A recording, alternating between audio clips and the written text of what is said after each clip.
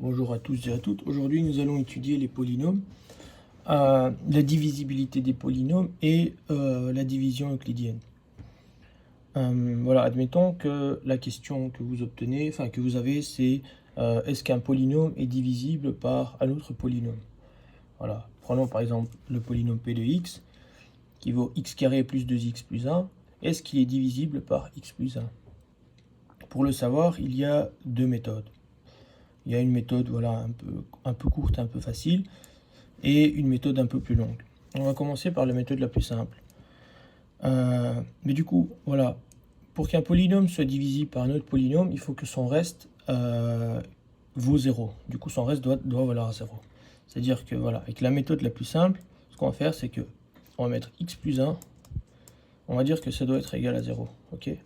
Du coup, x est égal à moins 1. On va vérifier si moins 1 est une solution de p de x.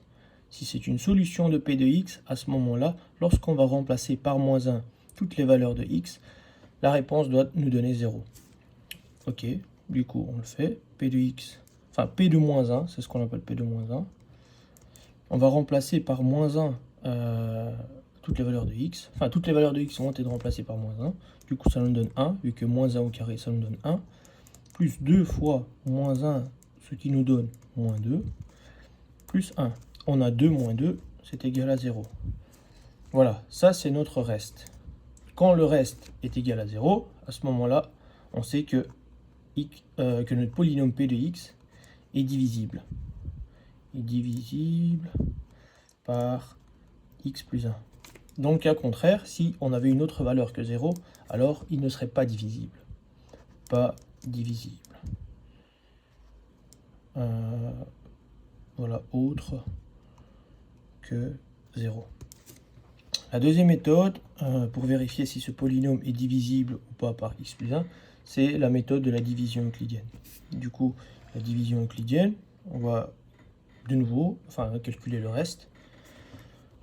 Du coup, on écrit notre dividende, qui est le polynôme, x carré plus 2x plus 1, qu'on va diviser du coup par le diviseur qui est x plus 1 dans notre cas nous. Et on va simplement chercher à éliminer voilà, les termes du degré le plus haut à chaque fois. Voilà, pour éliminer le terme en x carré, il va falloir multiplier le diviseur par x. Du coup, on multiplie par x. Voilà, x fois x, ça nous donne x carré. Et dans la division, on prend le signe opposé à chaque fois. Donc x fois x, ça nous donne x carré. Mais dans la division, on prend le signe opposé. Du coup, ça nous donne moins x carré. Ensuite, x fois 1, ça nous donne x. Mais dans la division, on prend le sens opposé. Du coup, c'est moins x. Voilà. Du coup, x carré moins x carré s'annule. 2x moins x, ce qui nous donne x. On reporte le 1. Plus 1. Ensuite, on doit éliminer le terme en x. Du coup, on rajoute un plus. Et voilà, pour éliminer le terme en x, on va écrire plus 1. 1 fois x, ça nous donne x. Donc, on prend le sens opposé. Moins x. 1 fois 1, ce qui nous donne 1. Moins 1. Voilà, x moins x s'annule. Plus 1 moins 1 s'annule.